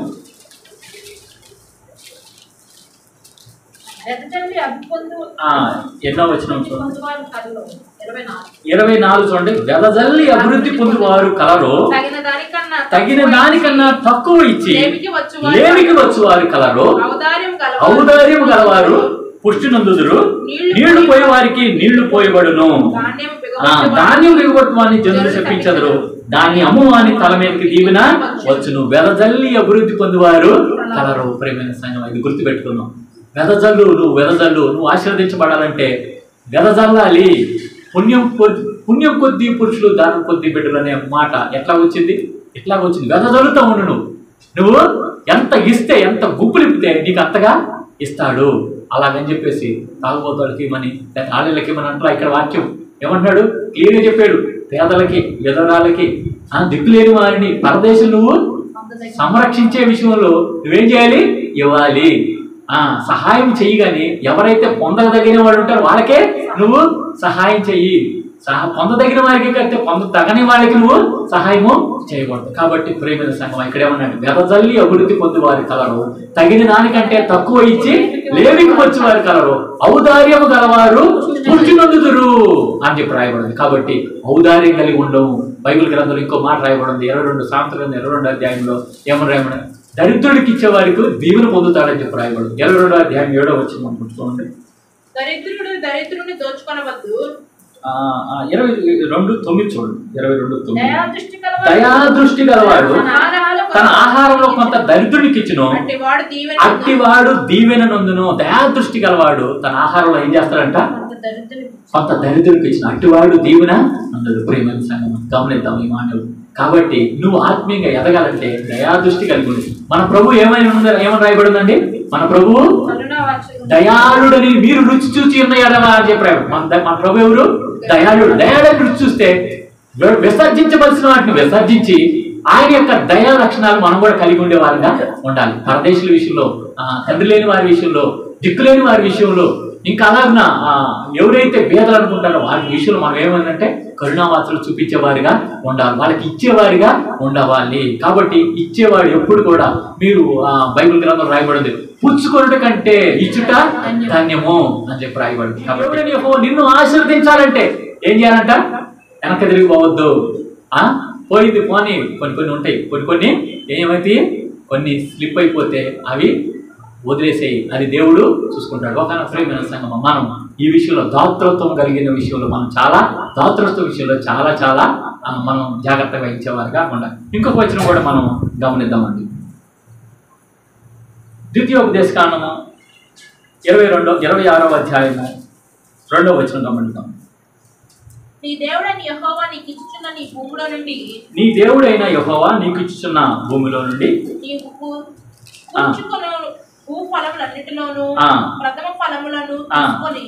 నువ్వు కూర్చుకునే వాటిలన్నింటిలో ప్రథమ ఫలాన్ని తీసుకొని నీ దేవుడైన యెహోవా తన నామమునకు మందిరమును ఏర్పరచుకొని స్థలమునకు వెళ్ళి నువ్వు అర్పించాలి అని చెప్పి ఉండేదాన్ని. ఆ మొత్తం చదివితే ఏమంటే నీ దేవుడైన యెహోవాకు నువ్వు అర్పించాలి. ఏం చేయాలంటే కష్టార్జితం నుంచి మొదటి భాగాన్ని నువ్వు దేవుడికి అర్పించాలి. ప్రథమ ఫలాన్ని నువ్వు దేవుడికి అర్పించాలి. ఇంకొక వచనం కూడా చూడటం నిర్గమకాండం 22వ అధ్యాయం 29 చూడండి. నిర్గమకాండం 22వ అధ్యాయం 29 వచనం. 22:29 కాదండి, అది కాదు. అదేనో వచ్చిన 22 అంతే 22. నీ మొదటి సస్య ద్రవ్యములను అర్పింప చడువు చేయకూడదు. నీ కుమారులో జస్ట్ నాకు నీ మొదటిది ఇవ్వడానికి నువ్వు ఏమాత్రం కూడా ఇంకా ఇక్కడ ఉన్న సీక్రెట్స్ చెప్పండి. పేద విధవరాలని, దిక్కులేని వారిని, వాళ్ళకి అర్పించడం, వాళ్ళని దయ చూపించడం ఎంత ప్రాముఖ్యమో దేవుడికి ఇవ్వవలసిన విషయంలో కూడా మనము ఎంతో ప్రాముఖ్యంగా వీటిని చేయాలని చెప్పండి. నువ్వు దేవుడికి ఇచ్చే విషయంలో తడువు ఏమాత్రం కూడా చేయకూడదు. కొన్నిసార్లు ఏమైందంటే దేవుడికి ఇచ్చే విషయంలో మనం ఏం చేస్తామో తడువు చేసే వారంగా ఉంటాం. కొన్నిసార్లు ఏం చేస్తామంటే బెగబట్టే వారంగా ఉంటాం. అట్లా ఉంటే దేవుడు ఏమంటున్నాడు? నువ్వు అలాంటి తడువు చేయకూడదు. అలా తడువు చేయడం అనేది నీ నష్టానికే దారితీసింది. కాబట్టి మనం అట్లా తడువు చేసే విధంగా ఉండకూడదు. దేవుడికి ఇచ్చే విషయంలో మనం ఏం చేయాలంటండి? దేవుడికి ఇచ్చే విషయంలో మనం ఏ విధంగా ఉండాలి? వెదజాలాలి. దేవుడికి ఇచ్చే విషయంలో కూడా వెదజాలాలి. ఇంకో వాక్యం కూడా చూద్దాం. 34:26 వచ్చి నిర్గమకాండం 34:26. నీ భూమి యొక్క ప్రథమ ఫలములలో మొదటిది నీ దేవుడైన యెహోవా మందిరంలోనికి తేవలెను అని చెప్పి రాయబడింది. చాలండి.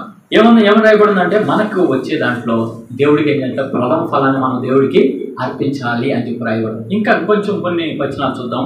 ద్వితీయోపదేశకాండంలోనే 16వ అధ్యాయం 10వ వచనం గమనిద్దామండి. 16:10 ద్వితీయోపదేశకాండం 16:10.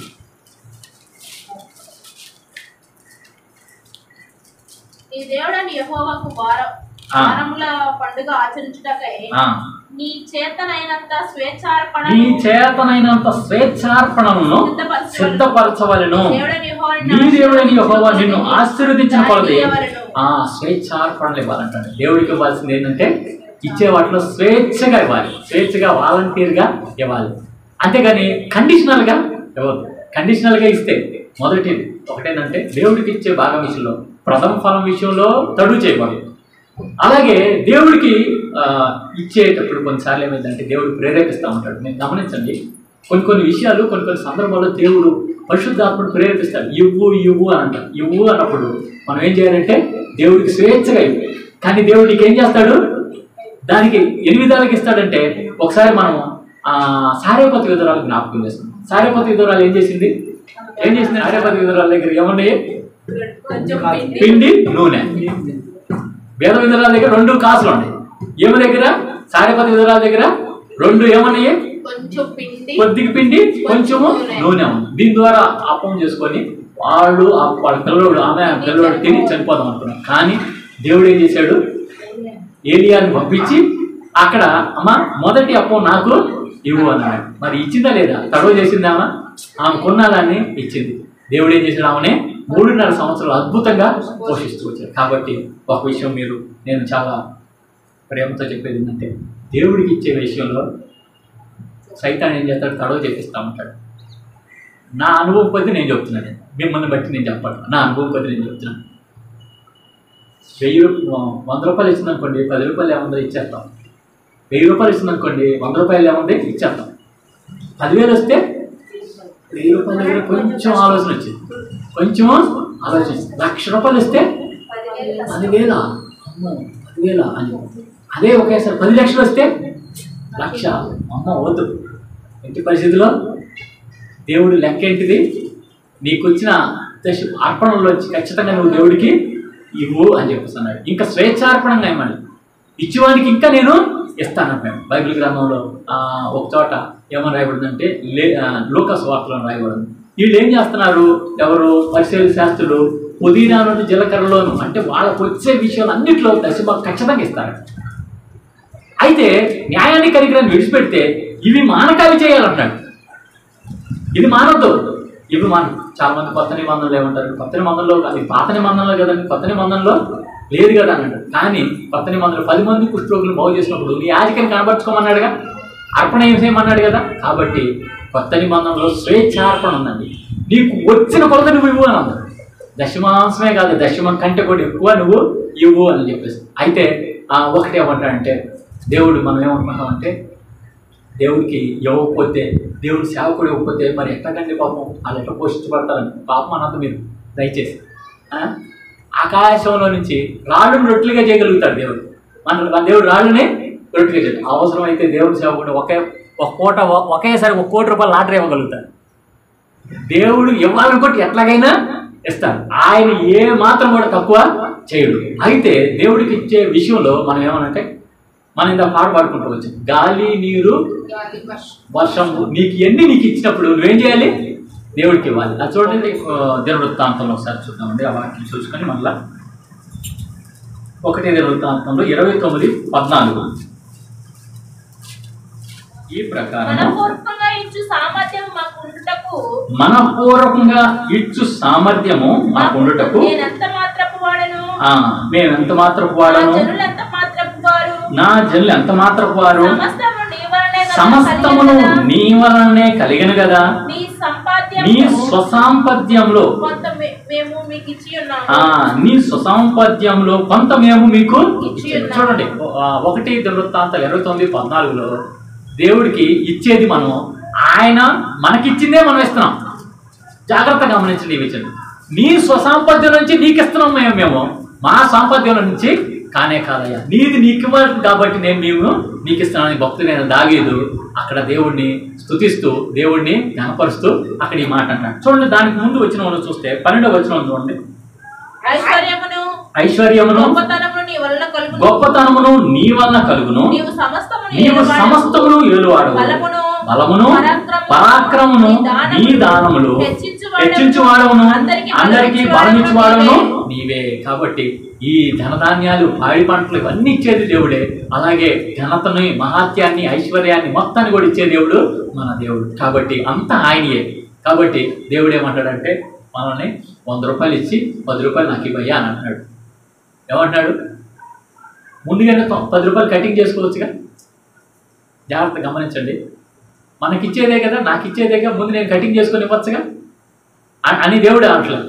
అది నీ నమ్మకత్వాన్ని, నీ యొక్క ఆరాధనని, నువ్వు దేవుడికి ఎంత ప్రాధాన్యత ఇస్తావు అనే దాన్ని దేవుడు చూస్తున్నాడు. చూడండి, ఆ సామెతల గ్రంథం 3వ అధ్యాయంలో రాయబడి ఉన్న వాక్యము 3వ అధ్యాయంలో నీ రాబడి అంతటిలో ప్రథమ ఫలము, నీ రాబడి అంతటిలో ప్రథమ ఫలమును, నీ రాబడి అంతటిలో ప్రథమ ఫలమును, నీ ఆస్తిలో భాగమును ఇచ్చి యెహోవాను, నీ ఆస్తిలో భాగమునిచ్చి యెహోవాను కనపరచు. అంటే ఏంటండి? దేవుడికి ఇవ్వాల్సిన భాగం ఇవ్వడం అంటే ఏంటి? దేవుడికి ఇవ్వాల్సిన భాగం ఇవ్వడం అంటే గణపరచడం, దేవుడిని గణపరచడం. ఆ గణపరచడం కోసమే కానీ దేవుడి సన్నిధికి కొదువై కొరతై మాత్రం కానే కాదు. కాబట్టి ఏమన్నా నీ రాబడి అంతట్లో ప్రథమ ఫలమును, నీ ఆస్తిలో భాగం నుంచి యెహోవాను గణపరచము. అప్పుడు నీ కొట్లలో ధాన్యము సమృద్ధిగా, అప్పుడు ఇదంటే కండిషనల్ ప్రామిస్. నువ్వు ఇది ఇస్తే నీకు అప్పుడు ఏమిస్తానంటున్నాడు? నీ కొట్లలో ధాన్యం సమృద్ధిగా, నీ కొట్లలో ధాన్యం సమృద్ధిగా ఉండును, నీ గానుగులోని క్రొత్త ద్రాక్షరసం పైకి. ఎస్, ఇది నేను 100% ఇది ఇది మీరు చేసి చూడండి. నేను చేసి చూసాను. ఒకప్పుడు విశ్వాసనే కదా నేను కూడా. ఒకప్పుడు విశ్వాసం ఉన్నప్పుడు నేను ఇవ్వాల్సిన భాగంలో నేను నమ్ముతాను లేదు 30% ఇచ్చిన సందర్భాలు, దశమ భాగం 30% ఇచ్చాను. నాకు ఏది ఎప్పుడు తక్కువ చేయలేదు. ఏంటి అని అంటే నేను ఊరికి టెస్ట్ చేసి చూసాను. నేను టెస్ట్ చూసిన ఒకప్పుడు ఇట్లా అనుకున్నాను కదా, ఊరికి చేసి చూద్దాము అని చెప్పేసి 10% బదులు 30% ఇచ్చి చూసాను. 30%. దేవుడు నాకు ఎక్కడ కూడా ఎప్పుడు కూడా ఏది తక్కువ చేయలేదు. బైబిల్ గ్రంథంలో ఒక మాట ఉంది, నాకు ఇచ్చి నన్ను శోధించండి అని అన్నాడు. చూడండి, మలాకీ గ్రంథంలో 3వ అధ్యాయం 10వ వచనం. నా మందిరంలో ఆహారం ఉండినట్లు, నా మందిరంలో ఆహారం ఉండినట్లు 10వ భాగం అంతయు మీరు నా మందిరపు నిధిలోనికి తీసుకొని రండి. దీన్ని చేసి మీరు నన్ను శోధించిన ఎడల నేను ఆకాశపు వాక్యములను విప్పి పట్టజాలనంత విస్తారముగా దీవెనలు కుమ్మరించేదని సైన్యములకు అధిపతి యెహోవా సెలవిస్తున్నాడు. కాబట్టి ప్రియమైన సంగమా, ఈ విషయంలో చాలా చాలా శ్రద్ధ కలిగి ఉంది. పేదలని, దిక్కులేని వారిని, పరదేశుల విషయంలో మనం శ్రద్ధగా ఉండాలి. దేవుని మందిరపు ధననిధికి కూడా మనం ఏం చేయాలంటే దశమాంశాన్ని ఇచ్చేవారుగా ఉండాలి. ఈ యొక్క ఆదివారంలో, క్రితం తర్వాత 13వ ఆదివారంలో ఆ పేద విధవరాలు ఏం చేసింది? తనకున్న జీవనం మొత్తాన్ని కూడా ఇచ్చింది. దశభాగం ఇచ్చినామా? దశభాగం ఇచ్చింది. 100% ఇచ్చేసింది. 100% ఇచ్చేసింది. దేవుడు ఏమన్నాడు? అందరికంటే ఎక్కువ ఏమేసింది అన్నాడు. మనల్ని ఏమంటున్నాడు ఇప్పుడు? దేవుడు ఏమంటాడు? 100% ఏమంటున్నాడా? 100% ఏమంటున్నాడా? 100 కాదు. నువ్వు స్వేచ్ఛగా ఇవ్వు. నువ్వు దేవుడు నిన్ను ఆశీర్వదించిన కొలది నువ్వు స్వేచ్ఛగా ఇవ్వు. చూడండి, కొరింథీయులకు రాసిన పత్రికలో ప్రతివాడు తాను వర్ధిల్లను కొలది దేవుడికి ఇవ్వాలని రాయబడింది. చూడండి, 2వ కొరింథీయులు 6వ వచనంలో కొంచెముగా విత్తువాడు కొంచెముగా పంట కోయును, సమృద్ధిగా విత్తువాడు సమృద్ధిగా పంట కోయును అని ఈ విషయమై చెప్పవచ్చును.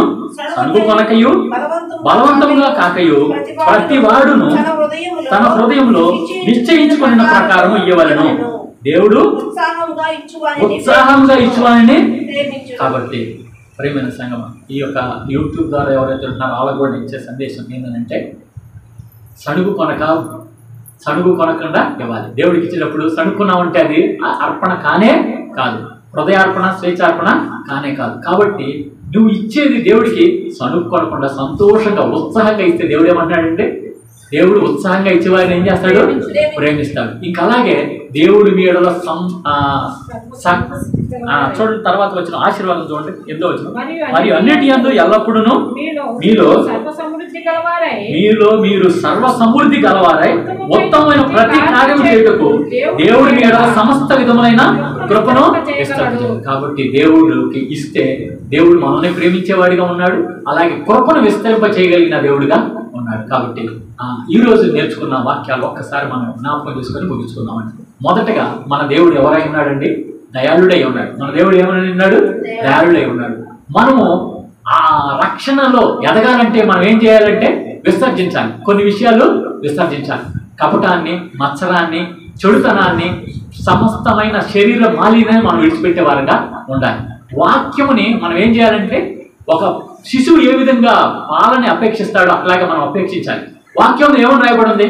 విధవరాండ్రని నువ్వు ఇబ్బంది పెట్టద్దు, పరదేశుల్ని, దిక్కులేని వారిని, దరిద్రుల్ని నువ్వు ఇబ్బంది పెట్టద్దు అని చెప్పాను. అంతేకాకుండా వాళ్ళని నువ్వు సంరక్షించు. వాళ్ళ కోసం దయాదృష్టి గలవాడు తన ఆహారంలో కొంత దరిద్రుడికి ఇచ్చును, అట్టివాడు దేవుని నొందును అని చెప్పారు. కాబట్టి పేదలకు ఇచ్చే వారంగా మనము ఉండాలి. ఒకవేళ చలికి ఎవరైనా చలికి బాధపడుతుంది, చలికి దుప్పటి ఇచ్చేవాళ్ళగా ఉండాలి. అంటే ఖర్చు అవుతుంది, ఖచ్చితంగా ఇచ్చేవాడు. అలాగే దేవుని యొక్క మందిరంలో ఆహారం ఉండేట్లుగా మనం ఏం చేయాలంట?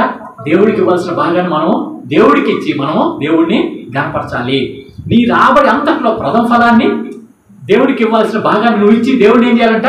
గణపరచు. నువ్వు గణపరిస్తే అప్పుడు ఏమన్నాడంటే నీ కొట్లలో ధాన్యం సమృద్ధిగా ఉండును, నీ ద్రాక్ష తొట్టులో నుంచి ద్రాక్ష రసము పొర్లి పారును అని చెప్పాడు. కాబట్టి దేవుడు మీలో సమస్తమైన విధమైన కృపను విస్తరింపజేయడానికి కారణం ఏంటంటే, ఆత్మీయంగా ఎదగాలంటే కారణం ఏంటంటే, నువ్వు ఇచ్చేది వెదజల్లి అభివృద్ధి పొందేవారు కలరు, తగిన దానికంటే తక్కువ ఇచ్చి ఏమికి వచ్చేవారు కలరు. కాబట్టి మనందరం కూడా సంఘముగా కూడుకున్న మనము దేవుడికి ఇవ్వాల్సిన ఘనతని, దేవుడికి ఇవ్వాల్సిన భాగముని ఇచ్చి పేదలకు చేయవలసిన మంచి పనులు చేస్తూ మనం దేవుడిని గణపరుస్తూ అలాగే ఆత్మీయ జీవితంలో రక్షణలో ఎదిగే కృపాధన్యత మనందరికీ దయచేయును గాక.